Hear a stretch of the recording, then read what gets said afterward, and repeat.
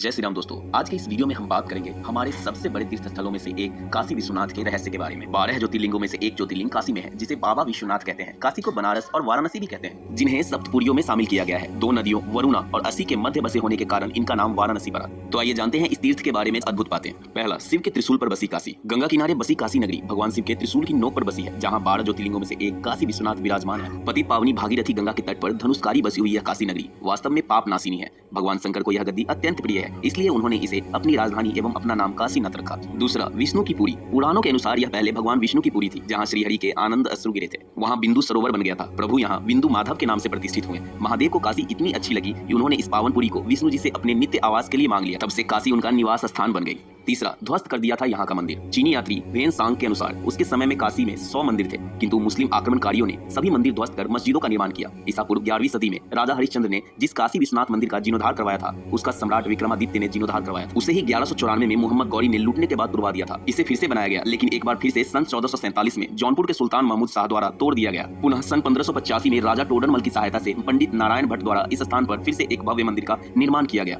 इस भव्य मंदिर को सन 1632 में शाहजहां के आदेश पारित कर इसे तोड़ने के लिए सेना भेज दी। सेना हिंदुओं के प्रबल प्रतिरोध के कारण विश्वनाथ मंदिर के केंद्रीय मंदिर को तोड़ नहीं सकी, लेकिन काशी के 63 अन्य मंदिर को तोड़ दिए गए। Doctor A.S. भट्ट ने अपनी किताब दान हारावली में इसका जिक्र किया है कि टोडरमल ने मंदिर का पुनर्निर्माण 1585 में करवाया था। 18 अप्रैल 1669 को औरंगजेब ने एक फरमान जारी कर काशी विश्वनाथ मंदिर ध्वस्त करने का आदेश दिया। यह फरमान एशियाटिक लाइब्रेरी कोलकाता में आज भी सुरक्षित है। उस समय के लेखक साकी मुस्तैद खां द्वारा लिखित मासीदे आलमगीरी में इस ध्वंस का वर्णन है। क्रूर औरंगजेब के आदेश पर यहाँ का मंदिर तोड़कर एक ज्ञानवापी मस्जिद बनाई गई। 2 सितंबर 1669 को औरंगजेब को मंदिर तोड़ने का कार्य पूरा होने की सूचना दी गई थी। चौथा, काशी के कोतवाल।